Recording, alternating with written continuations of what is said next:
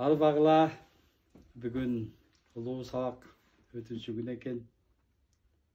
Ұлы сабақтан кейін ұлы отта жағылады. Сұрауыңар болса, сіздерді қызықтырған, түсінбей жатқан сұрауыңар болса беріп, осы сұрау арқылы өзіңерді де көп нәрсеге жетішіңер керек. Дегелі бұл илем, дегелі бұл жашаудың өзі негізі адамдың өзін өзі өстіру. Ошон үчүн бұл илим, бұл жашоо өзү мен билген боюнча бир гана өсүүдөн турат да. Эгерде адам өспөсө,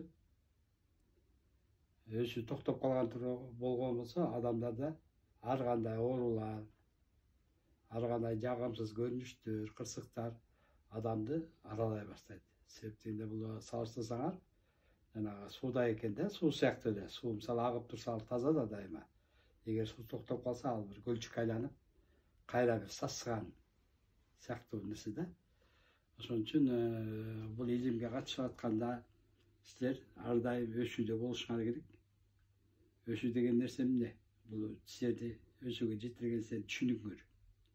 Түшүнүк бул өзү деңгээл тепкичтерден турат. Мисалы бул биринчи тепкич, экинчи тепкич дегендей, ар бир тепкичтин өзүнүн энергетикасы бар. Энергетикасына жараша өзүнүн жашоосу бар. Азыр айтып аткан биз жыштыктарды бар го. Жыштыктар анан толкундар вибрацияда чыгат атпайбы? Ошонун баары ошол тепкичтеги жыштыктардын өзүнүн күчү, кубаты да. Ошон үчүн бул силердин аң сезимиңерге байланышкан нерсе. Мисалы бир адам жаран эле кедей болуп өтүп кетет. Себептен ал ошол жыштыкта гана жашап калат да. Карасаңар, бир адам аябай бай болуп өтөт. Ал ошол байлыктын жыштыгын кармап алган болот. Баардык нерсе ошол жашооңарга ошол жыштыктар өзү бир кубатын, таасирин берип турат да. Кээ бирлер бар, өйдө ылдый ичип жүрөт, но ошол өйдө ылдый ичип аткан учурда өздөрүнө өздөрү көп жаман нерсени жаратып алат да. Адамдын ачуусу, же болбосо таатынганы, өзүмчүлдүгү, ар кандай нерсенин бар, алар ар ким өзүнчө бир жыштыктагы энергетикаларды кармап турат. Анан адамдар билбей ага кирип алат. Анан бир күнү бир жери ооруп чыгат, же болбосо бир жери кырсыктайт. Анан ала адам көрбөйт да көбүнчөчү. Мына чындап айтканда ошол эгерде бул жолду түшүнгөн адамдар болсо, адамдын баары ошол түшүндөгү бийикте отуруп өзүндөгү болгон дилин агартып алат да. Дил агартып өзү нур чача баштаганда, биздин угушубузга караганда аткан ок, сага карай атылган ок да жетпей эрип кетет да. Илге жана ошон үчүн жана аруу аялдар ок тийип жөкөлөргө ок түшпөй калганда баягы коргошун. Аруу аялдарды таап келип анын үстүнөн секиртип баягы анан ок эрип түшкөн да. Бул Семетей атанын образында да жазылып кеткен нерсе, бирок бул чындык да. Ошон үчүн арулук деген бул эмне? Арулук дегенди биз кандай түшүнөбүз? Арулук, чыныгы арулук деген нерсе бул ошол тазалыктын туу чокусу да. Мисалы бизде баарыбыз эле билебиз, биз жан, рух денеден турабыз да. Көбүнчө биз рухубузга кайрылбайбыз, рухубуз менен иштебейбиз да. Рухубуз биздин дилибиздин түпкүрүндө да. Качан биз рухту ачканда, ал майдаланып кете берет, эң түпкүрүнө жеткенде эң майда атомдон күчтүү ошол рухта. Ошол рухту биз аруу деп айтабыз да. Ошон үчүн рухка качан биз жеткенде, рухту ойготуп алганда, биз кичинекей медерим жер түбүнө жетирим дегенде, бизде ушунчалык дүйнө ачылып берет. Рух, мындай айтканда, кудайыңар эле да, адамдар бар, кудай эле да. Ошол менен иш кылам, мисалы, иш кыла баштайбыз, бизде айтат эмеспи, мисалы. Силер биздин баарыбызда двойниктер бар. Билесиздер да? Двойник дегенди угуп жүрөсүңөрбү? Мисалы, биздин өзүбүздө бар. Анан жука дүйнөдө, мисалы, руханий дүйнөдө жашаган биздин кудайыбыз бар да, ошол рухубуз бар. Мына ошол жердеги рух, мисалы, ошол Кудайдагы рухка жеткенде адам каалаган жаза алат да. Адамдын бүт ички дүйнөсү сүйлөй баштайт, баардыгын ошол нерсени биле баштайт. Анткени ошол бизге ошол үстүнкү рухка бириkkенден кийин анын күчү бизге жардам берет да. Biz ошон үчүн ошол биздин өзүбүз жетүүбүз ошол руханий дүйнөгө жетиш үчүн биз эң башта өзүбүздөн баштап, өзүбүздүн ички дүйнөбүздү, жан дүйнөбүздү тазалоо менен жана түшүнүктүн улам бийиктетип жетишибиз керек да. Негизги адамдын бул дүйнөгө жаралган милдети өзүн өстүрүү деп атпайбы?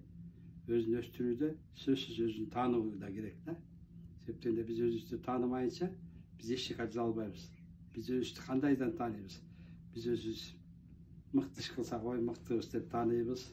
Ya olmasa kesibizge жараша tanıyız.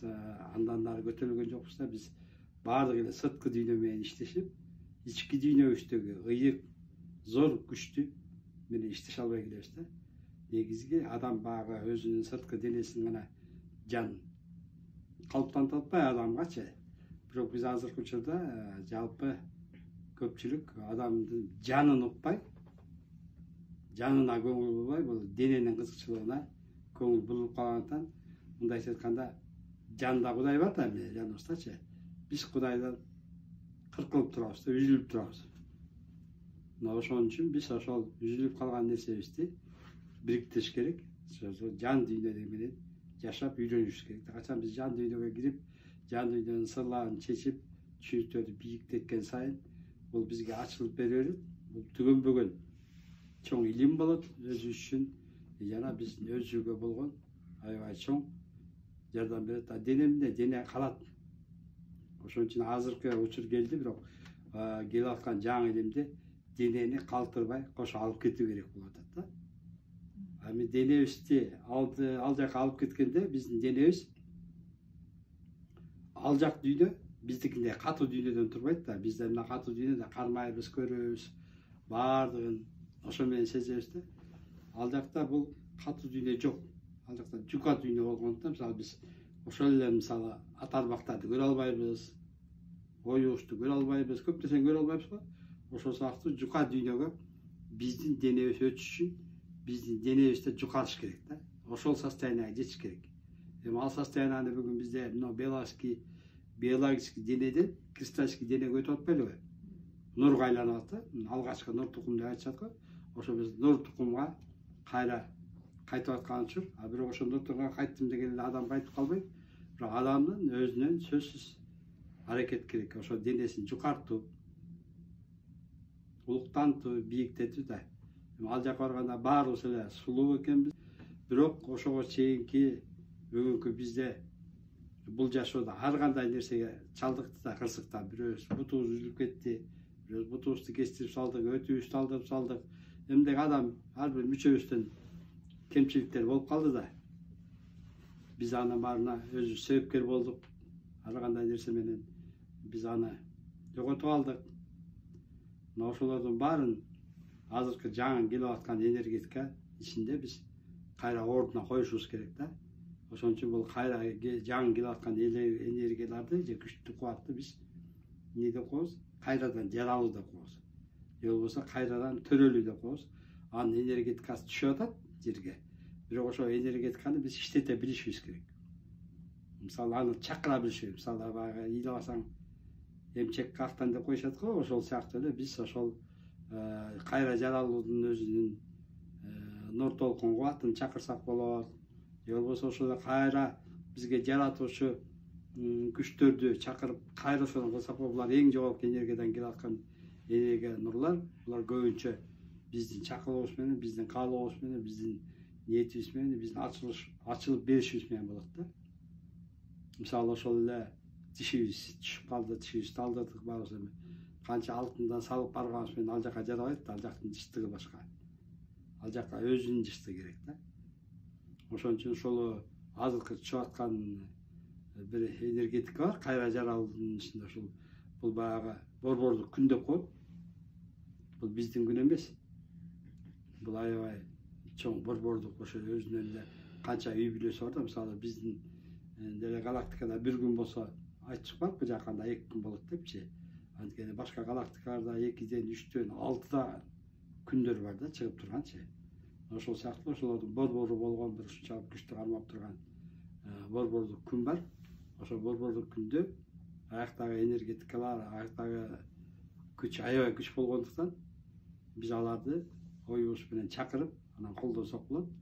Ошо колдонуп атканда биз өзүбүз биологический денеден тургандыктан бизде баягы чакралар менен отвечать этебиз да. Мисалы, бизге дайыма сырттан келип аткан, жука денеден келип аткан энергетиканын баарын биз эфирный деп айтабыз, билесиңерби? Ошо эфирныйден аркылуу анан биздин бул материальный физический денеге кирип турат да бар. Оорулар деле ошоктон келет, баары себептен оюш менен жаратабыз жука дүнүгө. Ал акырын кайра бизге ошол эфирный денебиз аркылуу өтүп кирип турат да. Мына ошол эгер улуу нурларды чакырсаңар, жүрөктөн кылыш керек да, жүрөктүн энергетикасын чыгарып, жүрөктөн чакырып, мисалы, мен кайра жаралгым келип атат, бул денени үчөмдү кайра ордуна койгум келип атат деп ошолорду суранып туруп, анан ошону көзүңөргө элестетип, мындай тургузуп алып, өзүңөр кандай сезесиңер? Мисалы, тишиңер жок болсо, тишиңерди кандай кылып курасыңар? Ошонун баарын көз алдыңарга алып келип алып туруп, анан тиги энергетиканы чакырып, анан визуализация кыласыңар да, ойго албайчы. Ошондо бул энергетика акырын силерге орнойт да, бул өзүнүн ишин аткара баштайт да, ошо тиши жоңгар тишин чыгарат. Мисалы, аппендицит деп кесип салган мүчөлөр бар, алардын баарын эле ошондой бир мына ошол эмне үчүн мындай кылышыбыз керек дегенде, биз бешке, мисалы, мен бешке тишим жок өтө албайм да. Сөз менен тишим чыгыш керек. Бир жерим кем болсо, ошол нерсенин баары кайра ордо толукташ керек. Анан ошону жаратып атканыңа да силер, ошол энергетиканы атканда, өзүңөрдүн бир ушунчалык бир сүйүктүү формаңарды жаратышыңар керек да. Кандай сулуулукту каалайсыз, мисалычы. Ошондой сулуу нерсени жаратышыңар керек да, жок ушунбой деле барып калбайчы. Ошол ошака бир татыктуу ушундай өзүңөр жаратышка себептегенде силер ошол ал жыштыкта, бул Кудайдын өзүнүн жыштыгы да, чынын айткандачы, ошо Кудайдын жыштыгына өтүп аткандан кийин силер айды жаратмандык жыштыкка өтөсүңөр. Ал жерде баарын ой менен жасай баштайсыңар. Там салсаңар да оюңар менен саласыңар, эмне кылсаңар да оюңар менен жасай баштайсыңар. Ойдун күчү аякта катуу иштей баштайт, сөздүн күчү калып калат да. Ошон үчүн азыркы силер ошол илимди алып атканда, илимден күнүгө акырындап өзүңөрдү ошо илимге көндүрүп, өзүңөрдү ошондой нерсеге, жаратмандыкка бура башташыңар керек да. Ошондой жаратмандыктын негизинде бар, анан силер кийин силерге оңойлуу болуп калат. Кудайдай элечи, мисалы. Ой, Кудай кылып атыр деп айтпайбы, ошол ошондой эле көп жакшы нерселердин баарын силер өзүңөр жасай баштайсыңар. Анткени ошо өткөндөн кийин ошо кудайлык сапатка ээ болуу деп коет, силерде Кудай ойгонуп, ошондо кудайлык сапаттагы нерселерди силер жасай баштайсыңар. Ушунчалык бир айтканга жомок, бир чындык мына ошол жакта жатат, биз чындыкка бараткан учурубуз да. Ушул тема суроолор барбы? Бактбек, анан кийин 5-измерениеге биз только өзүбүздү полностью восстанавливать этип кирсек, жанагы буту чолоктор, допустим, алар кандай болот? Кол жоктор, буту жоктор, авария болуп, допустим, кесип салгандар, алар кантип өтөт анан? Ошону айтпакпы? Ошонун баарын кайра восстановить этиш керек. Ошону 5-измерениеге өтпөй эле 4-измерениени өстүрүп койсо болобу? Сөзсүз. Силер 4төн муну мисалы бүгүн эле кылсаңар болот да, мына азыр эле. 4кө өтпөй жатып, бул нерсе менен машка башташыңар болот да. Себептен улам силердин машкан сайын оюңар күчтөнө баштайт да. Качан ой күчтүү болгондо бул нерсе жаралат да. Негизги азыркы жерде жашообузда деле ойдун күчү менен жашайбыз чындачы. Аны биз сезбейбиз да, кабыл албайбыз да. Себептен ошол ой бизде тиги жыштыкта, жука жыштыкта пайда болуп, кайра бизге через эфирни өтүп, анан материальный физический дүйнөгө материализация болот да. Бирок ал именно сен айткандай болуп бербегенде биз ага элесе албайбыз да.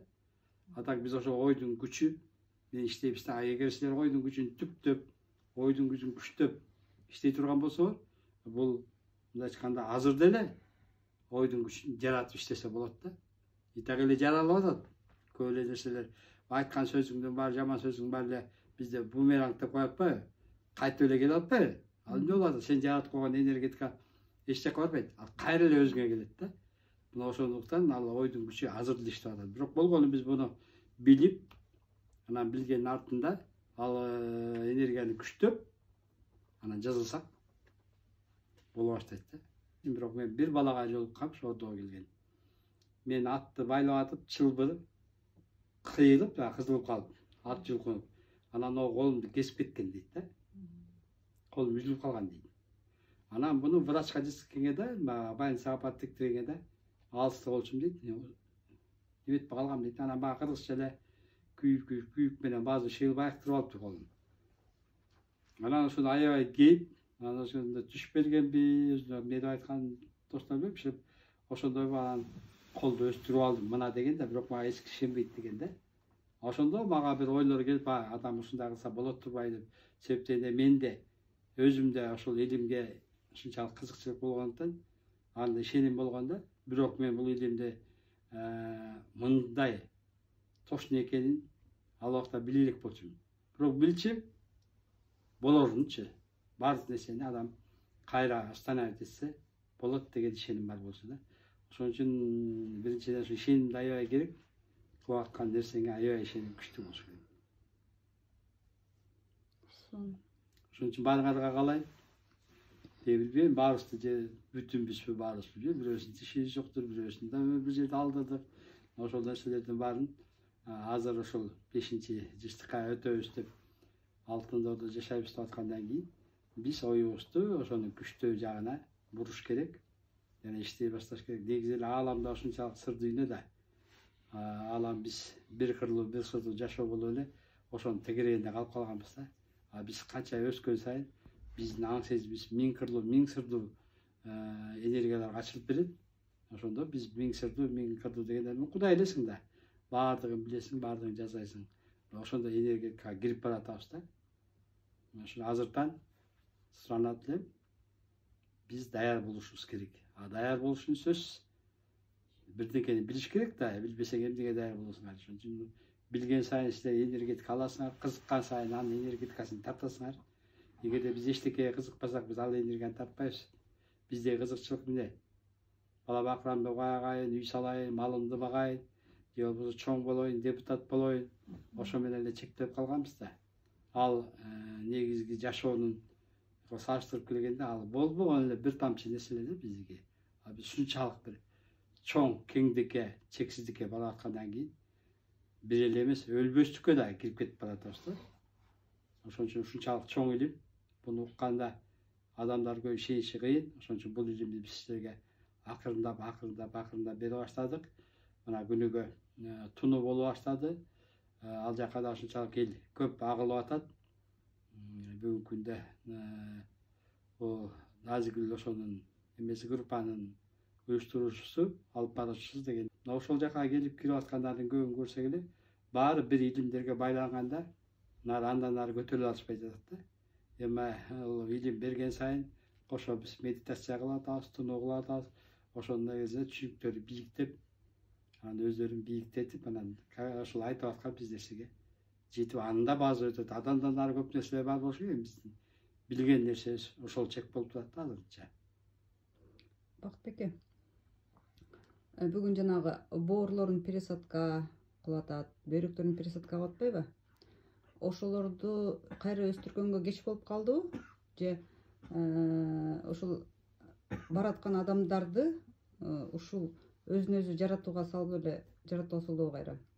Операцияга барбагыла деп айта албайбыз да, бирок ким кылынып калса бүгүнкү учурда андай көпчүлүкчү. Азыр биз адамга бир операция эмес, дарчы берсең ичип атпайбы?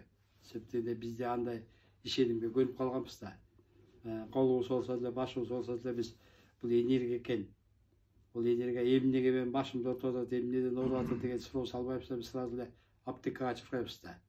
Аптекада анын дарысы болсо же болбосо аяк масалан больница, анан хирургический аралашып операцияларга түшүп кетип калып атабыз да. Ошон үчүн бул мүмкүнчүлүк жаңы ачылып тургандыктан адамзаттын аң сезими буга жетиш керек бүгүнчү. Даяр эмес пока. Бирок эми даяр болушубуз керек. Айла жок, биз ошого бараткандан кийин баарыбыз ошого даяр болушубуз керек. мына ошондой мисалы жука дүйнө, анан катуу дүйнөдө эки дүйнөгө бөлүп атпайлыбы? Баардык нерсе жука дүйнөдө жаралат. Бул дүйнөдө материализовать этет да. Ушунун айырмасын жакшы билишибиз керек да биз. Бизге ошо кандай кылып үйрөтүп атты көп нерсеничи, бирок биз да баягы андайга убагында жасаган жокпуз, бирок кийин булардын баарын түшүнө баштадык да, бунун баары чындык турбайбы депчи. Эмне үчүн биз ошол убакта жасаган жокпуз деп. Мисалы мен өзүм менен агам бөйрөктөн кетти да, ошо бөйрөгү эки бөйрөгү иштеп алган. Бирок өзү аябай касиеттүү адам эле, өзүнүн касиетин да тааныган жок да, мындай айткандачы. Анын касиетин биз көрүп аттык, бирок ал өзүнүн касиетин тааныган жок. Мына өткөндө мен силерге бир китеп бергенде окудуңарбы? Жалаң мен ошолор жөнүндө жазгам. Апамдын кайтыш болушу жөнүндө, кайтыш болгондо кандай болду, кимдер келди, агам ооруп атканда кандай болду, эмне кеңеш беришти да. Бирок ошо берилген кеңештердин баары адамдын өздөрүнүн ишеним жок болгондон кийин канчалык биз мындай кылат экенбиз деген менен ишеним жок болгондон кийин алар аны жасаган жок да. Мисалы ошол эле мен агамды бир күнү ошо больницада жатат, мына республиканскийде. Ана таң атпай чалып калды.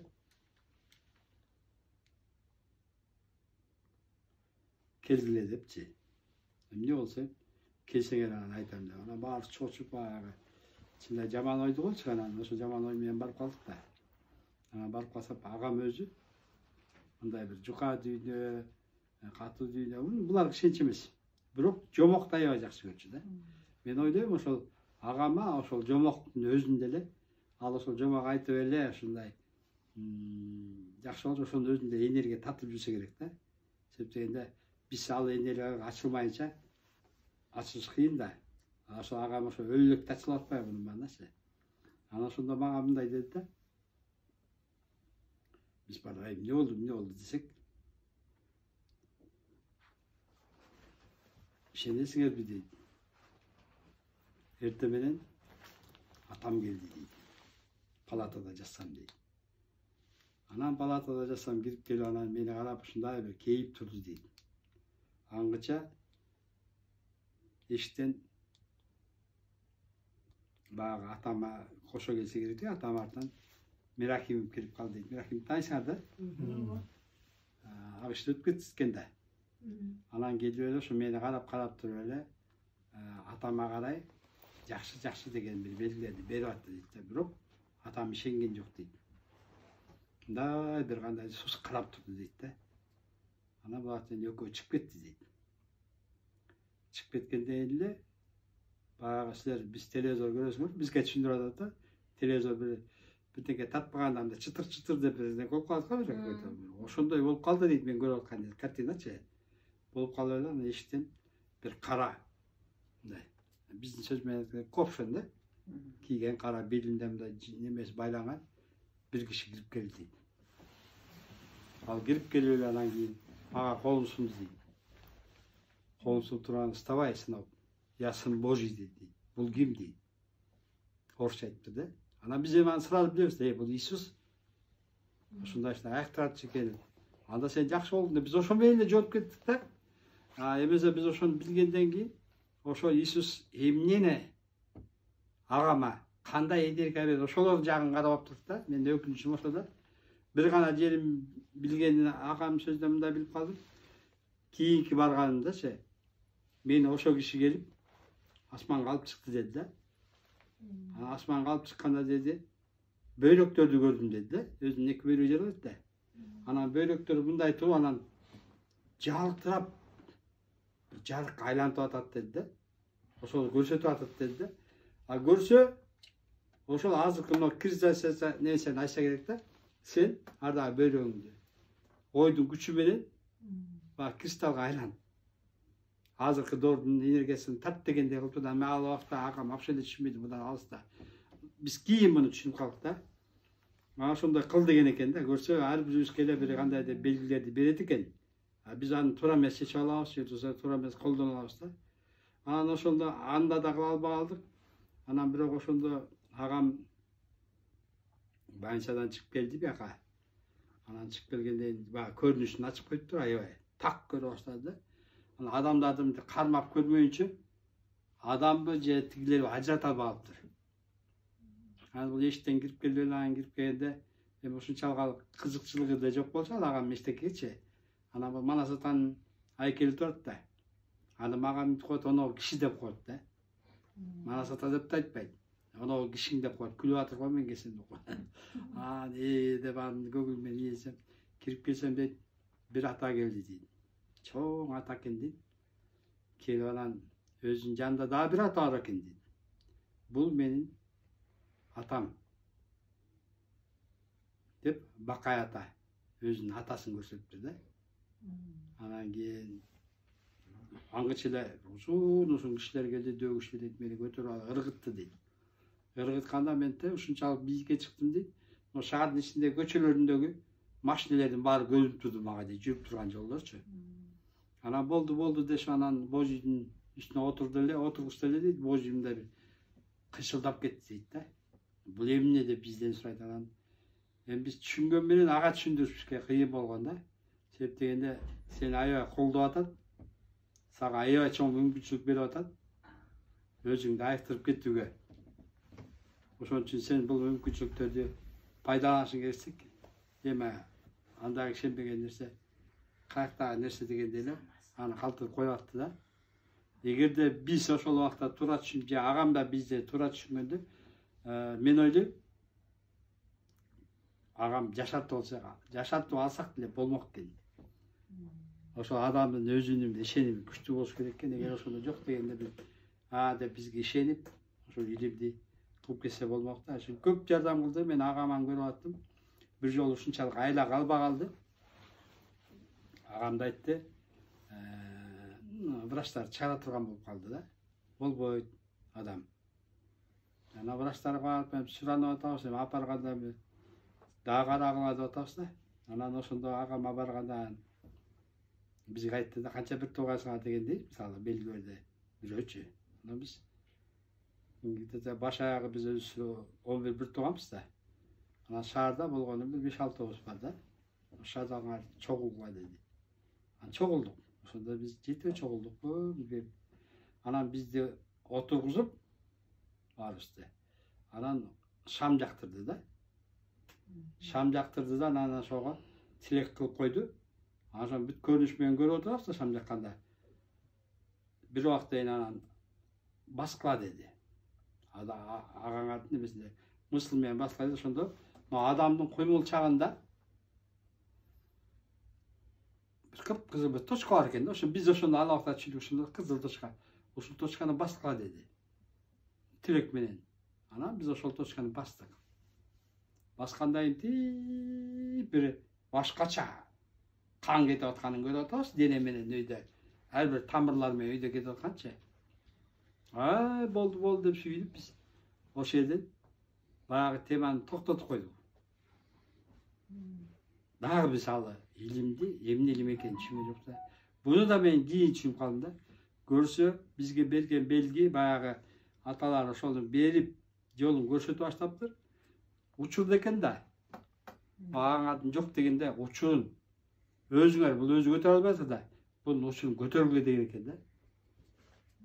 Эгерде биз ошондой бул илимди эле билип калган болсок, ошондо жабылып биз учурду өзүнүн ойдун күчү менен көтөрүп аны төбөбүздө жеткизген учурда азыркы мен берип аткан илим Кудай менен биригүү илим болуп атпайбы? Ошо учурга бириктирмек экенбиз. Эгер учурга бириктиргенде жана эле мен силерге айтып аткан кудайлык сапат же кудайлык касиет же болбосо керемет дүйнө деп сабак берип атпайлыбы? Ошого барып кирип кетмек экен да. Анан анда биз билбестиктен, илимди чала билгендиктен бул нерсе калып калды. Бул кийин биз ушунун баарын биз кийин билип атам да. Мындай кылса болмок турбайбы, мындай кылып койсо мындай болмок турбайбы депчи. Ошонун баарын кыла албай калдык да. Албетте бул өкүнүчтүү биз үчүн кийин билип калып атып бул илимдин баарын. Эми ошон үчүн элге айтарым мен, баардык нерсе өзүңөрдүн колуңарда экен. Болгону силерде ушунчалык ишеним болуш керек экен. Эки дүйнөнү ажыратпаш керек, жогорку дүйнө менен бу дүйнөнү. Бул энергетиканы бир калмаш керек экен да. bir bütünlük var. Biz bir bütün emesiz da. Eğer biz bir bütün bolsak, biz bu energetikanın gücün kalmamak ekенбиз да, kılabыз da. Mına azada uçur aylanıp oturup barыбызды ошол жерге алып келди да. Бүгүн учурга бирикмейинче сен өтө албайсыңар дегенде сөздөр болуп атат, ар кандай илимде берилип атат. Бирок ошонун токотор жеринде Кудайдын өзүнүн сөзүндө мен силердин учуруңдамын.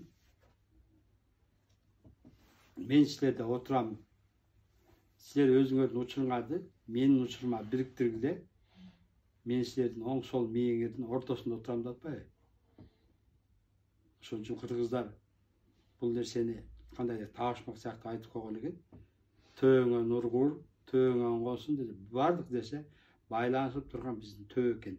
Ошо төөбүздө Кудайдын учуру турат экен. Эмне үчүн бизде 7 чакранан 8 чакра, аппак чакра деп коет го. Ошол ак чакра мындай айтканда Кудайдын нуру экен да. Биз качан гана бул учурга бириккенде ошо түздөн түз биздин өсөгүбүзгө нур толуп, Кудайдай эле көп нерсени биз өзүбүз менен жана башкалар менен жасай алат экенбиз. Мына мисалы силер уккансыңар, эми болуп эле жүргөн го, мисалы кээ бирлерге барсаңыз, кечинде үйүңө операция жасатам деп коет да. Ийде кетип каласың да. Но мыслына аны иштетиске салып койду. Ал энергия сизди ээрчип барат. Анан кечинде операция жасап атпайбыз, кадимкидей элечи. Жок, баягы сознание билбейбиз, сезип атасыз да. Ай, мен жазады деп атпайбы, бир мынтип калды, бир мантип калды, туруш жерим ооруду депчи. Бул энергетика көзгө көрүнбөй атат, бирок иштеп атат. Мына кечеге эле Гүлмира эмне кылып атат? Ар бир тунуудачы. Ар кандай бүгүн бооруңарды тазалайт экен деп, бүгүн тигини тазалайт экен. Мен кечээне жазды. Ушунча көп нур аталар келди, анан алар 3төн бөлүндү деп. Эми ошондо карасаң, ошол өзүнчө бир энергетика да, ошол энергетикачы. Жалпы адамзатты аяктырууга болду деп атат да, жалпысына.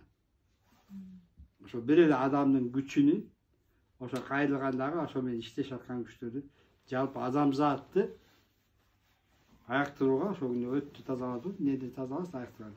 Ошондо кетти да. Боор менен. Боорду. Биз ага бул кишини айтты да, мен күлүп койгом да. Сездиңизби? Бул айткан эмеспиз да. А бул ошол ооруган тиги айтып берип атпайбы? Аяктан калдым да. Ошол сападениялардын баары, то есть бул өзүбүзгө далил кылып ишендирип атат да. Да, действительно ошол эле болот. Ошол нерсени ошол Гүлмиранын яң келгенде эле ээрчип келген кишиси ушунчалык бир чоң болуп кетет экен. Бир тур кичине ат болуп калат экен. Сыйкырчы деп койчу, мен ошо жерге жазганда сыйкырчы Гүлмира деп койгом да. Ошол кичине чөйчөктөр жасап, анан жасашат экен да. Жана дарылар таратат экен. Дагы бир өткөндө Гүлмиранын аягына олду, же башка бирөөнүн аягына олду. Ошол жерге келип, ошо Гүлмирага келгенде окшойт. Мисалы Гүлмиранын энергетикасы келгенде, атасынын энергетикасы менен ага бүт ошо ким дарыгер жерден кеткендерчи, мисалы ошол Тибетте барбы, Кытайда барбы, булар сообщество дегенде мындай шатырга чогулганчы. Анан врачтар консилиум өткөндө кээ бир жерде консилиумду өтүшөт экен. Мындай кылайлы депчи.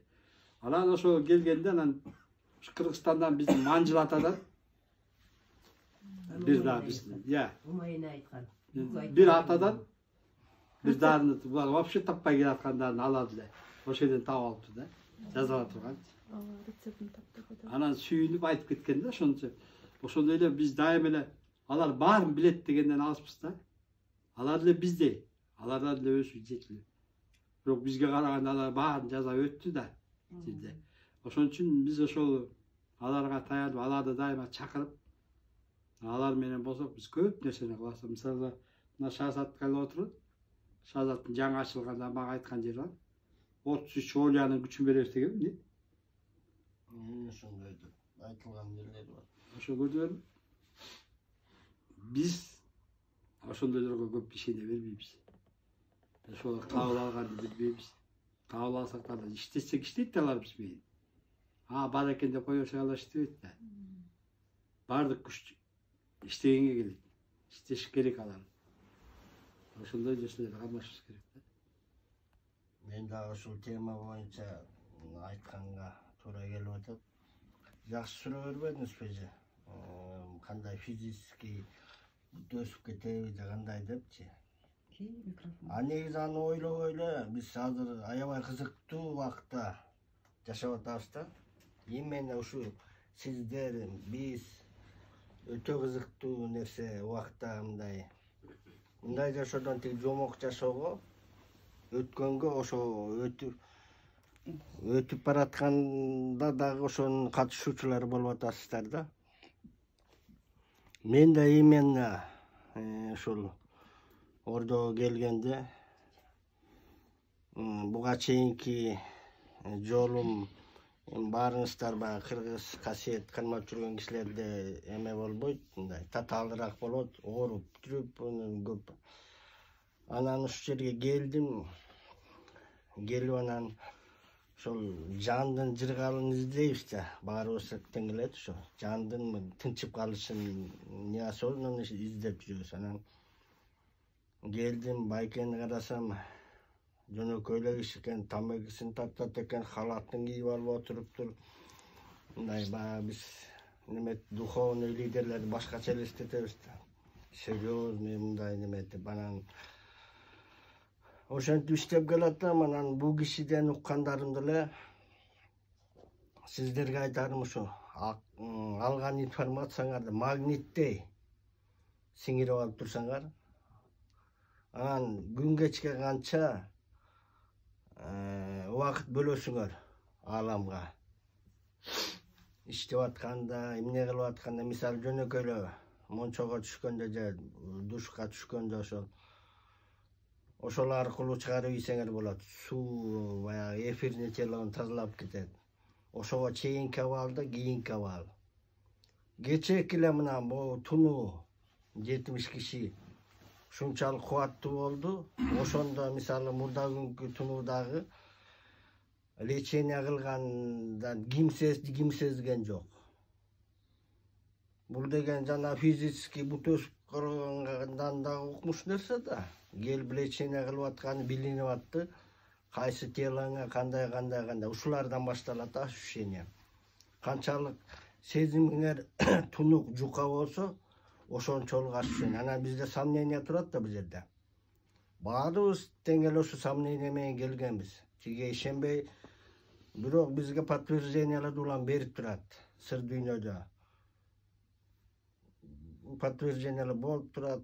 Мындай чындык болуп сен түшүңбү, өңүң информациялар ааламдан эмне болсо жерде аткарылып, анан ошол сыр дүйнөгө тереңдеп киресиң.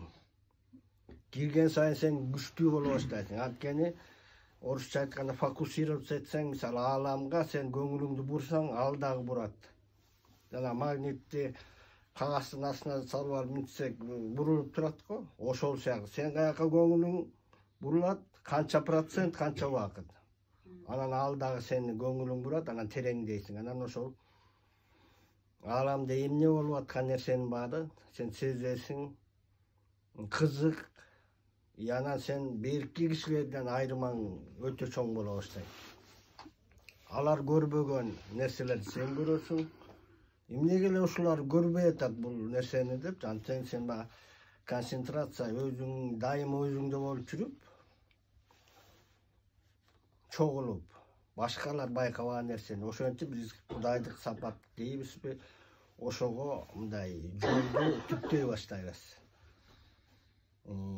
Эже айткандай физический нерсеге буга өзүңдүн бир күч кубатың, ошого кандайдыр бир ишеним бекем боло баштайт да. Анан сен өзүңдү дагы ошондой кубаттуу сезе баштайсың. Анан баардыгы ачылат. Менин башыман өткөн практикам менин ушундай нерсе. Анан баягы эле ошол эки энергетика бар да бизде, позитив, негатив. Капалык түшүп кеткенде, капалыкка түшүп кеткенде чынында алга жылыш кыйын, башка энергетика. Ал эми кубанып, керек болсо балкуу энергияларын дамытып алган киши бул абдан туура киши. Кечээки түнү аябай кубаттуу болду. Мен өзүм таң калдым ушул.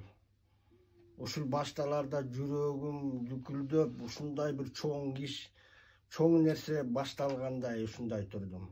Мына сиздерге да каалайт элем ошондой сезимдер болуусун. Бул боло турган нерсе.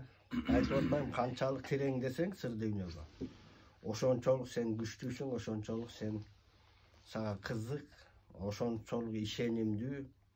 Ооба мен азыр ишенем, киши уча алат, өзүн переделка кыла алат. Мен уже мурда эме кармасам, азыр мен түп тамырдан бери эмем өзгөрдү. Ошол эми сиздерге каалайт элем ошол духовный өсүш, жанагындай биригүү, эми ошол сезбеген кишилердин күчү канчалык чыкты. Кечеги аян боюнча окумуш болуп атат. Түптөлүп атат сонун нерсе. Анан ошол активдүү болууга чакырат элем. Тартынбай суроолорду бериш керек, билбегенди билиш керек.